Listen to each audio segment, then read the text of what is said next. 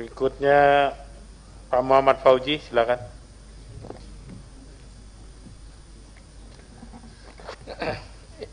Ya, makasih pimpinan. Assalamualaikum warahmatullahi wabarakatuh.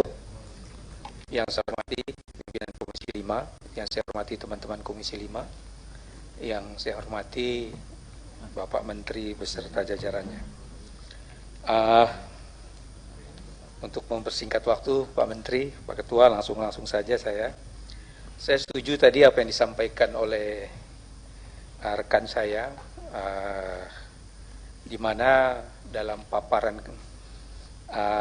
pada pagi hari ini Pak Menteri, stunting menjadi satu hal yang sangat memprihatinkan kalau kita lihat dari sisi anggaran. Padahal stunting ini sangat eratannya dengan foksinya kita, Pak Menteri, terutama masalah peningkatan sumber daya manusia. Nah, dalam rangka itulah saya mengusulkan agar dana untuk stunting itu yang hanya 6,5 miliar itu ditingkatkan, Pak Menteri. Coba kita studi komparatif atau kita bandingkan dengan misalkan pendamping desa yang 1,5 triliun gitu. Kadang-kadang juga ini dampaknya juga masih perlu kita diskusikan. Bahkan lebih sering kita punya anggota, Pak Menteri, sama dengan PKH ini dalam pemilihan apa menjadi satu hal yang sangat seksi dan menjadi permainan akrobatik lah tim yang ada di lapangan ini. Nah, ini juga perlu dicari ruang di mana kita bisa sama dengan dana desa itu tadi, gitu sedikit ruang di mana kita bisa mengambil sedikit ruang pengawasan di dalam itu, gitu. Begitu juga kalau kita bandingkan dengan dana, mohon maaf nih Pak Sekjen, layanan umum dan pengadaan Sekretariat Jenderal yang 96,5 miliar, kalau dibandingkan stunting itu jauh sekali. Gitu. Kalau kita bandingkan gitu, padahal foksinya itu salah satunya itu. Gitu. Itu yang pertama, Pak Menteri. Kemudian yang kedua,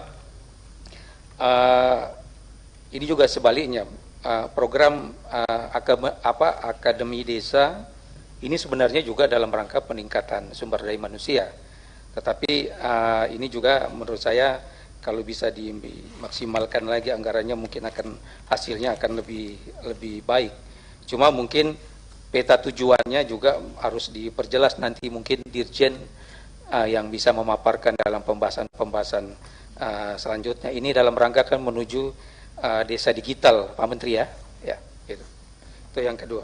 Yang ketiga, BUMDes itu juga saya setuju bersama teman-teman itu tadi, ini menjadi juga satu hal yang penting, tapi mungkin nanti juga perlu di breakdown mengenai selama ini BUMDes ini bagaimana sih dengan penyerapan tenaga kerja dan peningkatan ekonomi yang ada, gitu.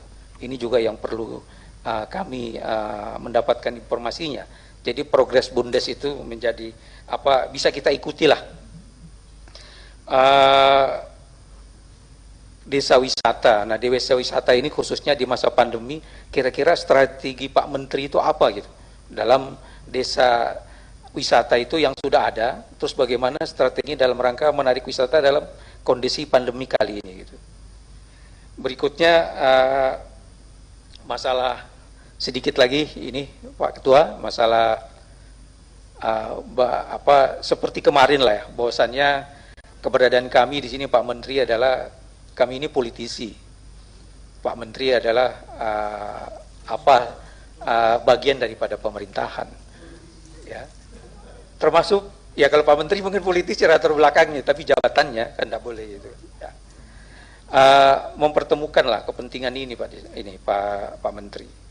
Muslo itu mengatakan bahwasanya ada 4 kebutuhan sandang, pangan, papan. Nah, 3 kebutuhan itu didapat dari kita untuk kita, Pak Menteri. Tapi kebutuhan aktualisasi diri itu didapat dari orang lain. Nah, kita ini politisi ini, kebutuhan aktualisasi diri itu didapat setelah kita berkiprah di tengah-tengah masyarakat. Nah, karena itu program-program di kita, Pak Menteri, cobalah dibuka ruang untuk kita mendapatkan respon aktualisasi diri dari masyarakat itu tadi dengan melibatkan kami di dapil kita masing-masing. Itulah kebutuhan kami sebagai politisi. Itu Pak Menteri. Dan itu menjadi hal yang wajar lah menurut saya di komisi-komisi lain, bahkan di kementerian lain yang ada di Komisi 5 juga membuka ruang ini gitu, dengan tetap mengikuti aturan main yang ada. Saya pikir itu Pak Ketua. Terima kasih. Assalamualaikum warahmatullahi wabarakatuh.